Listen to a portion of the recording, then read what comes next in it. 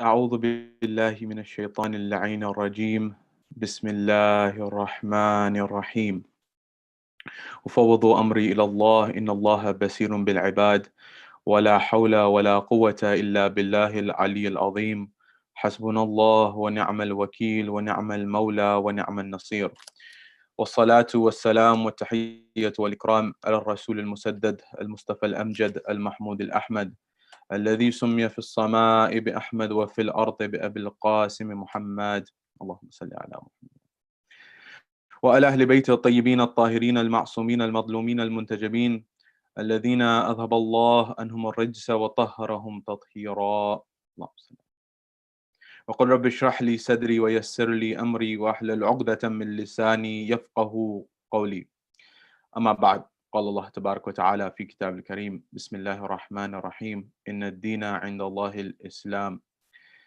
صدق الله العلي العظيم. زينوا مجالسكم بالصلوات على محمد وآل محمد. اللهم صل على محمد وآل محمد. My respected elders, brothers and sisters in Iman, salamun alaykum jamiyan wa rahmatullahi wa barakatuh.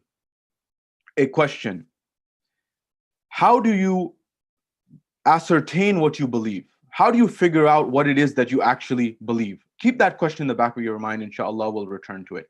I want to lay out a scenario for you. The scenario is the following: two worlds, two individuals, two identities simultaneously making a movement. What's the movement? One individual, a Christian by faith, the other a Jew by faith, a Jewish person by faith. Both of them head towards their own respective institutions of religious identity or religious learning. One goes to their house of spirituality, i.e., that is the church, that is the Christian individual, and the person who comes from the Jewish faith or the Jewish background heads towards their respective synagogue. As this movement goes, when they enter into their respective houses, you notice two worlds at odds. What are these odds? You notice at one moment that individual who may come from a Christian background, when they enter into the church, at that same moment, they remove their covering on their head. They remove their hat for the male, for example. They remove their cap. At the same time, someone from the Jewish faith who enters into their synagogue actually simultaneously places the yarmulke or their hat on their head as they enter into their temple or their house of worship. Now, the question which emerges from this is, what just happened? And why did it just happen?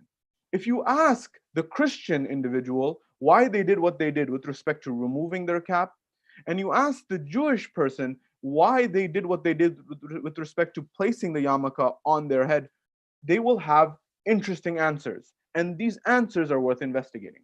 So if we ask, for example, the Christian individual as to why it is that they removed their cap when they entered in the church, you may find that they say it is out of respect. Out of respect.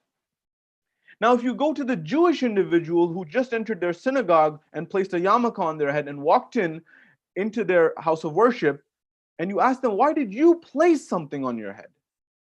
And they will look at you and they may very well say, out of respect. Respect for what? Respect for the institution, respect for the religion, respect for the sacredness, respect for the spirituality that may exist within the entity as they believe, for example. How is it possible that two individuals trying to achieve the same goal of respect of their church or the institution have two very different ways of going about it? One is removing, one is placing. You could very easily imagine that you could take the example of the Jewish individual and replace that with a Muslim. Many Muslim men, when they go towards their mosques to pray, they actually put a cap, a kufi cap, or they put a hat or some type of covering on their head when they go towards prayer, when they go towards the mosque. The question that we're trying to analyze at a higher level is, why is it and how is it possible that two individuals, or indeed great nations, or indeed communities, societies at large, can see things in a very different thing, in a very different way, even many times when they're looking at what they perceive to be the same thing? We have been discussing in our analysis, and we began a conversation yesterday on the topic of Islam and modern society, ethics, philosophy, and spirituality. talking about this idea that when I study philosophy, Islamic philosophy, philosophy in particular, in line of the teaching of the Ahlul Bayt, it helps me to get clarity of thought, clarity of mind, so I can make the right decisions. And then the next level is ethics. I adopt the right traits to implement in my life, so I have satisfaction and tranquility in my life. And the third is the kernel, the ultimate goal of having spirituality, a higher sense of being, a higher sense of purpose, a higher sense of consciousness, a higher sense of mindfulness. All of these elements are part and parcel. What we're discussing today is looking at how do we ascertain, how do we actually figure out what it is that we believe? Are our beliefs, are they based on rationality? Are they based on insight?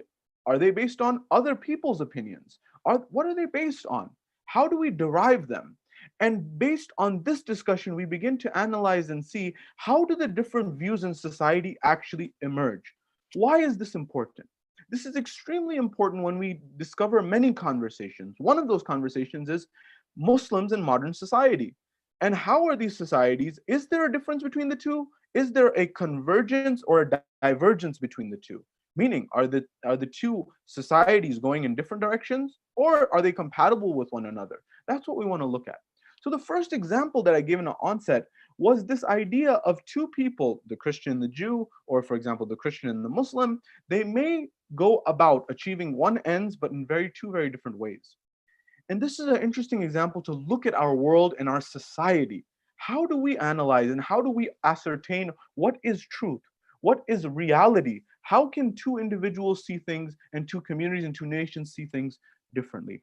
What may emerge from this conversation is an understanding about and with respect to how our mind actually makes decisions.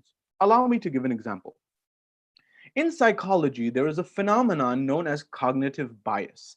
That is, due to certain factors that you and I may not be aware of, they may be hidden factors, or at least they may be factors that we're not aware of, we may make certain decisions that we may not have made otherwise. An example to clarify the matter. I remember I was walking down the street in London, uh, perhaps last year, if I remember correctly. And when I was walking down, this happened on several trips, but one of them stood out very particularly. I was walking down the street with some friends and I saw a particular restaurant. And I noticed something about this restaurant. It was, I believe, an Indian restaurant. And in this restaurant, there was a big line actually outside of the restaurant. It was about a block long. But what was interesting is we were actually not intending to go to the restaurant. We were just walking by. As we were walking by, it was very interesting to notice when you peered into the restaurant and you looked in, you noticed that it was actually relatively not that full. It was relatively empty, in fact. And yet there was a very long line outside of the door. Now, there's a few ways to look at this scenario. One may argue, for example, the restaurant may say, as an example, that, well, a lot of these tables are already reserved. There's people who are going to come later. They've already called ahead. They will be here at a certain time. Therefore, the restaurant looks and seems like it's relatively empty, but there's actually, these are for people who will be coming in a few moments, an hour, whatever time. They're reserved seating. That may be one perspective. Another perspective is that this actually may be something called artificial scarcity, meaning people have understood, psychologists and also practitioners have understood that things that are scarce in nature, that is, things that are not readily accessible very easily, are more desirable in society. What's an example of this? An example of this is clearly gold, for example. The value of gold in an economic sense is derived from its scarcity, or at least its perceived scarcity. That is, that how rare it is in society. There's only a certain amount, and there's not a more amount available. That is what essentially makes gold a scarce asset and gives it a value. If it's rare, it's perceived as limited, and therefore there's only a certain amount. If there's only a certain amount, therefore what amount there is, if someone possesses, must have more value. So sometimes there's real scarcity and there's perceived scarcity. Going back to the restaurant example, it may be the case that there are reserved seats, or it may be the case that the restaurant wants to have a line outside so that people who pass by draw their attention to the queue, to the line, and say, hold on a minute, this is a big line, and it must be a reason why people are actually standing in line. And we perceive that because people are standing in line waiting, this must be something that is necessarily good. I gave the restaurant example, but this example happens every single day in various facets of our life, including at the shopping mall, at buying consumer goods, we think for a moment that if something is scarce, it must be good. If something is expensive, it must be good. Whereas data and behavioral science, psychology, economics show that that is not necessarily always the case. Many firms, many companies, especially luxury product companies, they actually create artificial scarcity by saying a very limited supply. There's only 50, there's only 10, there's only XYZ, very small amount of these made. Now, someone who's in this business or this space may be saying that I may be exposing all of the tricks. What my goal here is not that. My goal here is to help understand what are the various perspectives of reality. And understanding that perspective of reality, that same company that creates a shoe that is very rare, for example, could very easily produce many more of those same shoe. But if they did produce many more of that same shoe, the scarcity would go down. And if the scarcity goes down, then the perceived value goes down. Why do I say this? In understanding how we make decisions about our world, one thing that we must understand is the concept of epistemology, which is a fancy term for a simple concept. And that simple concept is, how do we get our knowledge? How do we ascertain what is truth? How do we actually assess what is reality? How this works in the Islamic framework, for example. How is it that we know what we believe to be true? The Quran, the Ahlul Bayt, for example, all of these teachings, there is a process through which it goes in order that we are able to ascertain this as truth. The same is true with respect to how we analyze the world. I should be 100% transparent here. The way I analyze the world is based on my background as well. For example, I come from a world where I've done my undergrad in economics, mathematics, computer science. This informs how I see the world. My world today revolves around, for example, being someone who is working on their PhD in their dissertation, who works in nonprofit, for example, who has a particular worldview. And I am someone who adheres to, for example, the Shia Muslim faith. You can imagine how somebody who doesn't have my worldview, who doesn't have my traits or attributes, for example, someone who, for example, may be an atheist by their faith or lack of faith, someone who is, for example, not college educated, for example, and someone who, for example, has certain values on the political sphere that may not be my values, certain people who believe, for example, science is at odds with modern world. I believe that Islam and science, or religion and science, are compatible in the case of Islam and modern sciences. Someone else may see very differently. You can imagine that the different layers of identity that we have actually lead us to have a different worldview. What's another example of this? A very famous quote came from Silicon Valley from an individual who was analyzing Silicon Valley. And Silicon Valley being a term for progress in the form of technology companies, such as Google, such as other companies. You'll notice, bear with me, because this will tie in exactly very closely to our Islamic perspective and how we look at religion and faith, and our faith in particular. Bear with me on this very important point. When looking at society, many people may look at companies such as Google, Amazon, and other similar companies and say this is phenomenal from one perspective. We've had amazing technological advancement and productivity. We're able to analyze and sort the world's data, for example, and we have access to information that we didn't have before. Well, another commentator, when looking at our world from one vantage point or another vantage point, began to look and say, the greatest tragedy of our world is, in fact, the reality that our greatest minds, our smartest people, our biggest intellectuals, the people of Harvard and MIT and Oxford and Cambridge, are working on increasing pay per clicks. What does this mean? Pay per clicks is the model that certain companies, such as the big companies of the world, such as Google, for example, and similar companies, employed in order to make their income. Now, many times when you and I think that a company has free services, you need to be skeptical of that. Why? Because many times you are the service. Your data may be that service that the company provides to others.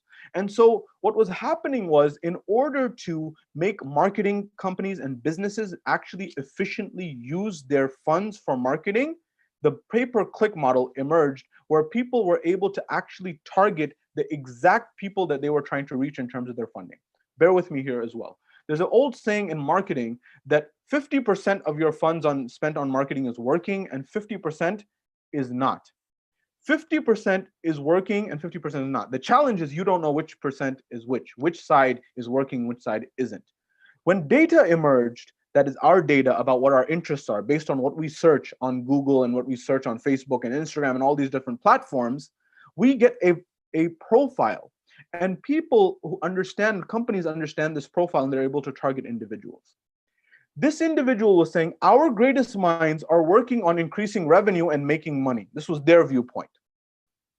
The argument he's making here is that our greatest minds should be actually working on something else, as this commentator is saying. What should they be working on? For example, they should be working on our bigger problems, the biggest problems of society. What are those bigger problems? They would say, for example, eradicating poverty.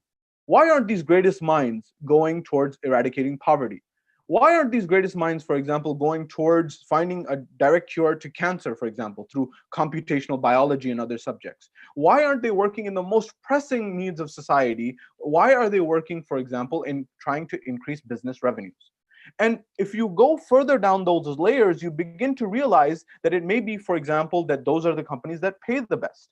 If you read a book, for example, by Sapiens by Yuval Noah Harari, he's commented on this idea that, for example, people talk about how money is actually the driver and the catalyst and has been for religion. He says historical, from the historical lens, that the rulers, they paid the religious class and they were able to, for example, get what they wanted. So the funding accelerated the religious process or kept the religious clergy under a certain umbrella. He says, interestingly, many people don't talk about how science has actually been influenced by funding. Wherever the funding has gone in science, that is actually where the science has thrived, and that's actually where people have gone. So he gives the example, and there's examples that can be cited here. For example, it was in all of the major press in the United States that roughly 50 years ago, the sugar lobby, which is a very organized lobby in the United States, actually paid the New England Journal of Medicine or Harvard researchers to actually divert attention away from the negative impacts of sugar on the heart and focus more on, for example, fat. Now, sugar actually has a negative impact on the heart, but for 50 years, this wasn't researched as a preliminary factor because of the interest of a particular lobby. This is in major public news. This is not something that is a secret. What I'm driving at is these types of biases exist in all of our society, whether we realize it or not. In the restaurant example, you may not realize it, I may not realize it, but we think that because of that long line, that this is an excellent restaurant by default. It may be or it may not be. We may not be thinking that this is artificial scarcity that's been created. Same with the products. Why am I saying this? We have to look at how do we ascertain what is truth in our reality in our world. One question that many academics get with respect to Islam in universities is, and I'm citing research from Notre Dame University here, that when an introductory course on the Quran and Islam is taken by a secular or non-Muslim individual in a university in the United States, one of the main questions that emerges from that class is, number one, how is it that the Quran, which is the main scripture and text of all Muslims, at the same time looks at a God that is merciful and compassionate, and at the same time has verses that relate to punishment, adab, that relate to, for example, destruction of different civilizations? How is it possible that one God at the same time is merciful and at the same time is destructive? How do you reconcile this? And the researchers and the professors and academics who actually answer this question, they look at certain themes. So, for example, within a secular framework, looking at the Quran, one theme that academics identify about the Quran is something called punishment stories. That is, those stories that are in the Quran that are related to punishment. This is a theme that has been identified by researchers. They say that there's a constant theme within the Quran of stories about prophets who, for example, came, such as Noah, such as Moses, who came forward and they brought a message from God Almighty. They brought God's message and they delivered it. And when they delivered it, the people did not accept it. And when the people did not accept it, as a result, there was a destruction or there was some punishment that was placed on them. Now, notice the terminology and the phraseology that emerged here. They're calling it, or somebody may call it, a punishment story or punishment statement. I may argue that this is not a punishment story. Rather, this is an admonition story, or rather, this is a guidance story. The person who's calling it a punishment story may be looking at the what or the how or what's going on there. The person who's looking at the admonition and guiding is looking at the why. Why is this punishment happening? Well, the reason the punishment is happening is because guidance was sent and admonition was given and was not adhered to. Whereas the person who may be saying this is a punishment story is saying, well, what happened? Well, what happened was punishment was leveraged. But what happened before it that led to that point? So they give various examples. If you look at Nuh alayhi salam in the Quran, that Nuh came with a message and a guidance, and the people did not listen, they did not follow. So God sent his guidance and delivered it through his messenger, through Noah alayhi salam, Nuh alayhi salam. And in that process, he advised the people did not listen, and then there was a massive flood that ensued. One example. The other example, for example, of Musa alayhi salam and delivering the guidance and certain people following it, certain people not following, his people rejecting at times and accepting, certain people being delivered, and Pharaoh and that whole argument that there was a message. The theme is there was a message that was delivered, people did not follow it, there was a adab. Qawm Lut, for example, or Lot, this idea of fire and brimstone. These stories, for example, the Lot story, which is also found in the Bible, as well as in the Quran, the way that it's looked at based on academics in universities, based on practitioners or people in the Hawz al-Ilmiya, for example, and people, for example, that are lay people from day to day, may be very different. So the question here is, how do you and I get our knowledge? And this is where epistemology comes into play. That is the study of knowledge. How do we get our knowledge, and how is knowledge actually ascertained? There are a few ways. For example, claim testers are one class and one category of how we get knowledge and truth. That is in the philosophical framework. Remember, we're studying philosophy or the elements of philosophy as prerequisites to make proper decisions, to understand our world and have clarity about our world. So the first one that one may look at and one may find is intuition. Intuition can be seen as a first filter, a first layer of how do we ascertain whether something is true or not? How do we ascertain or decide if something is knowledge or not? And when you look at intuition, intuition is also informed by the biases that you and I have had throughout our lives. What does that mean? That I have a certain experience that I've lived throughout my life. For example, if you look at the famous quotation of Einstein, where he said, common sense. Common sense is simply, according to Einstein, the collection of biases that we as human beings have absorbed up until the age of 18. Meaning we lived somewhere, we had a certain family background, we had a certain educational background, and these are things that created our view of the world. They may be good, they may be bad, they may be fair, they may be not fair. Intuition is a first filter, a first layer. What does my gut feeling say about something? It should be noted that intuition is not enough by itself. That means that I must look at other layers of the equation. Intuition is a starting point, it's not the end all, it's not comprehensive. Number one. The second level of this discussion about what are the claim testers that make knowledge knowledge is looking at authority.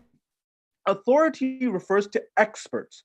What have experts in this field said about this subject? For example, dealing with the coronavirus, dealing with this environment that we're existing in today, we have a world in which there's people who are saying that we should open up societies, open up towns, open up our cities, and no longer should we be concerned about, for example, these lockdowns. We've had enough. We need to make money. We need to take income. They may have a fair argument on one side. There may be other people who are, for example, the experts in this field, who are people who are epidemiologists, for example, people who are experts in diseases, people who are experts in the study of viruses. These people may come forward and say, well, the data shows, the science shows, and the research shows that, in fact, it's not the time to do that, as an example. And we would listen to these people because they have expertise and they've dedicated their lives to these matters and these subjects. The second level is authority, people who have dedicated their lives and understand this concept better than others. There's another layer, which is the third layer of logic. Logic is rational deduction about how I see the world and how I understand things to be the case, based on a proof methodology. And finally, there is actually evidence, the fourth level. Evidence is actually, for example, what you and I would call research papers, looking at the data, looking at the analysis, looking at the world.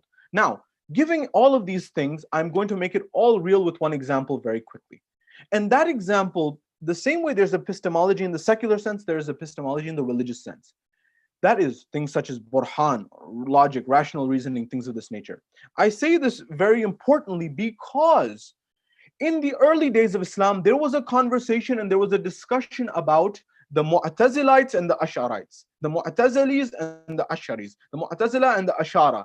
These were two groups, one group arguing for predestination and one group arguing for free will. The predestination argument was saying that everything in God's realm has been predetermined. That is, that I don't make any individual decisions on my own.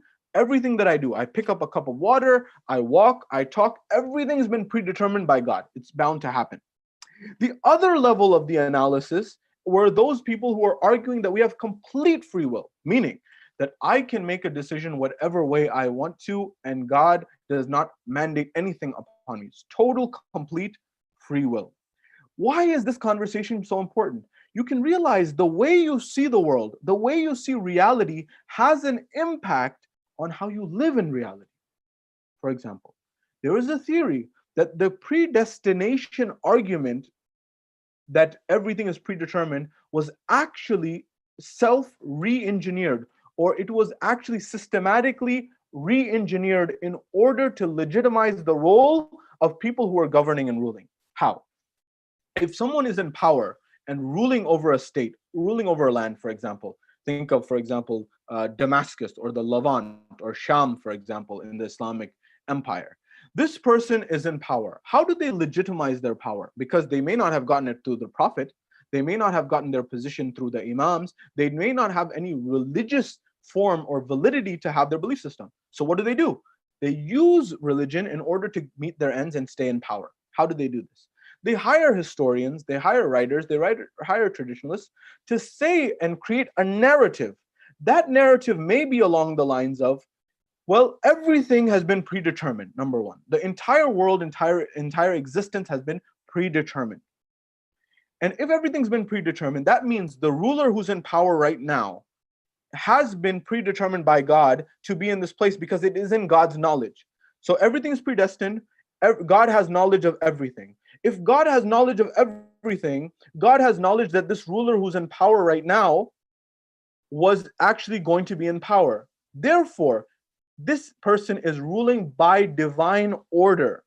And if the fifth level, if this person is ruling by divine order and you speak out and revolt against this person, then by deduction and analogy, and you go back to the beginning, if this person is ruling with God having knowledge and God's predestination, then you're revolting not against this ruler, you're revolting against the knowledge of God and the power of God and God's decision. And that is punishable by sometimes in death. You can see how this narrative would actually legitimize the undertakings of a tyrant, of a person who is, for example, the likes of a tyrant who did a butchered and did a tremendous atrocity. Let's take Karbala, for example. If you take that example, somebody may come forward and say that because everything's predestined, Allah knew what was going to happen to Imam al-Hussein alayhi salam, and he was fine with it. You can see how problematic this view is in many sense of the words. It would also, in our secular world, legitimize what someone like Hitler, for example, did. You see that there is a balance in society. That's why when our Ahlul Bayt alayhimus salam and the Imams of Ahlul Bayt alayhimus salam were asked about this matter, such as the sixth Imam, they were asked, what is our position with respect to the predestination and free will argument? They said very clearly, it is al-amr bayn al-amrayn. It is the matter between the two matters. That is, that certain aspects of our lives are predestined and other factors and other matters of our lives are free will. We have the free will in terms of many aspects of our lives, such as, for example, the school we choose to go to, the job that we, for example, choose to do many times, the work we do, the how we spend our leisure time, how we spend our time in general. And there are other things that are predestined that are perhaps beyond our control. For example, what family I'll be born into. For example, what time and space I'll be born into. What zaman and makan I'll be born into. These are things that may not be in my hands and my control. Why is this conversation so important? The necessity and the importance of this conversation is due to the fact and due to the reality that if we don't understand and we don't reflect on how we ascertain our worldview, it's very possible that someone influences our worldview and we may actually lose our religious identity. How's that possible? Imagine for a moment, I live in a world and a society, as an example, where I'm constantly and consistently in academia, for example, and I'm consistently in research, for example, and I'm consistently in the physical sciences. Now, academia has a culture, the physical sciences has a culture. All of these cultures, whether we may realize it or not, have an impact on who I become. If I don't counterbalance that viewpoint, what ends up happening as a result is I actually become someone who is part of that culture and I adopt that culture, that mindset of academia, of the physical sciences 100% wholeheartedly. Even if that says, for example, that the world is atheistic, there's no God, for example, or these views, which is not always the case, but sometimes the case. Why is this important? Because as a Muslim, I believe in a worldview that is comprehensive of this world and a hereafter. And if I don't incorporate the hereafter, I may be at loss in the hereafter. What that means is that I'm not only accountable for justice in this world, I'm also accountable for the hereafter. So if I, for example, decide to spend my nights in vigil, I decide to spend my night in ibadah, in worship, in reciting the Quran, that is not a waste of time to me. Whereas that may be seen as a waste of time to someone who sees the world in a different way. The point of this conversation was to actually invite you and I to look at what are the sources of our knowledge. How do we get our knowledge? Are we getting it from the right places? And if we're getting it from the right places, is it comprehensively correct, or do I need to counterbalance that with another narrative? It may be, and I have seen this example in my travels many times in my lecturing career throughout the globe, wherever I may be. And many speakers have told me this as well. And this example is very pertinent. I cannot tell you about how many young people I know who were going to the mosque, who were going to religious gatherings, who were part of the culture and the religion of Islam and the Shia faith. And for example, they got into med school, they got into engineering school, they got into whatever university they got to, and it was out of town. And when they got there, when they went to this university, they went there, let's take the example of medicine in the United States. They went there and they studied for four years in undergrad, and then they did another 4 years of medical school. And after that, they went for residency for at least 3 years. That's 4 + 4 + 3, 11 years. All noble pursuits.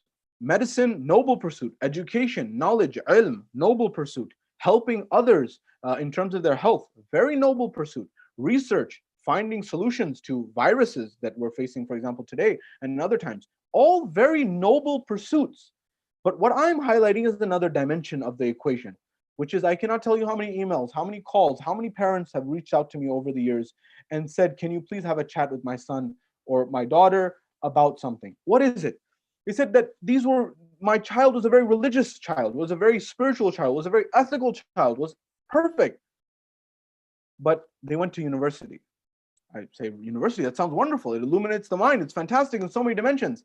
Well, they say, well, it's not exactly that. Well, they spent 4 years in undergrad, 4 years in med school, 3 years in, for example, undergrad, in a fellowship, for example, or residency.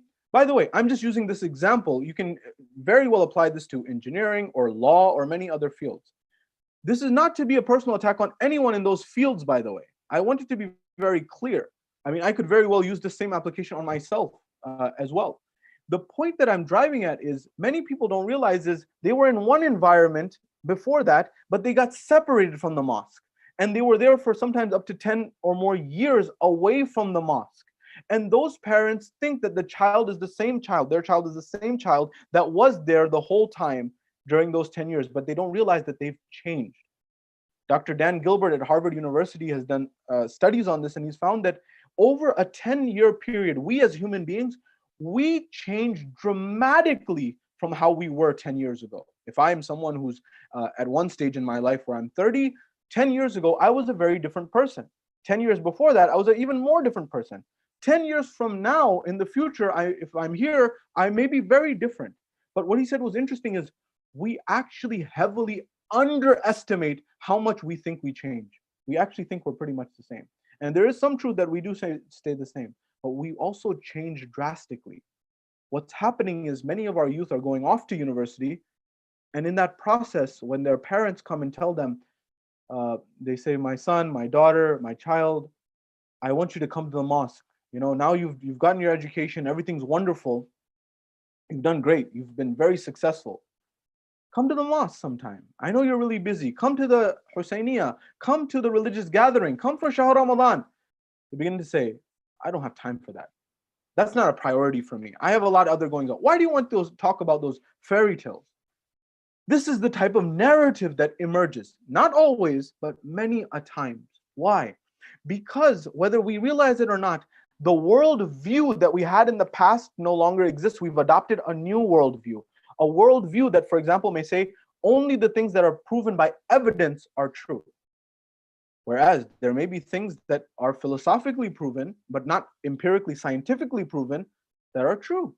But we don't see it that way. That's why we may be losing many youth, or many of not only young people, elders as well. I cannot tell you how many people I've spoken to who would be perceived as elder in society, who have these doubts, who have these questions. And it's not a problem to doubt, but if you doubt, you should also seek out the answers, and the answers are there. Try to understand what is it that makes you think what you think, what makes you see what you see, what makes you actually believe what you believe. And you may find there are cognitive biases in these things. And that is why we need a higher being, Allah subhanahu wa ta'ala, through his messengers, through his prophets, through his imams, those guides, in order to relieve us of our cognitive biases. This is what Rasulullah did.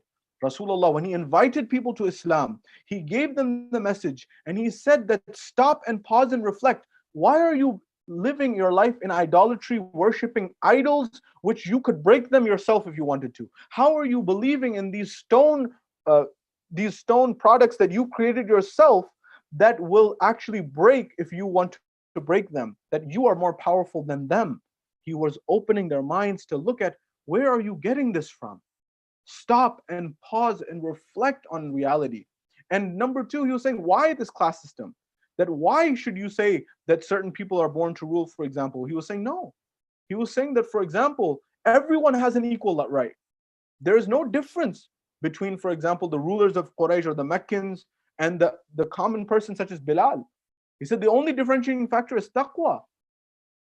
This was a worldview. So the idea that we're purporting here is through philosophy, clear thinking, through the proper traits of Islam that lead us to this combination of philosophy and ethics, leads us to spirituality. There is a worldview that we can actually make the world more harmonious. But that starts with understanding why we think what we think. In the next level of conversations, we'll begin to start to talk about what are those things in particular so that we understand that. What are those traits that we can adopt, such as knowing ourselves, such as understanding, man arafa nafsahu faqad arafa rabbahu, qad arafa rabbahu. The person who understands themselves understands their Lord. This was also something, by the way, that the ancient philosophers looked at. Know thyself was written in Greece, in the academy where Socrates was, that it was written there, know thyself.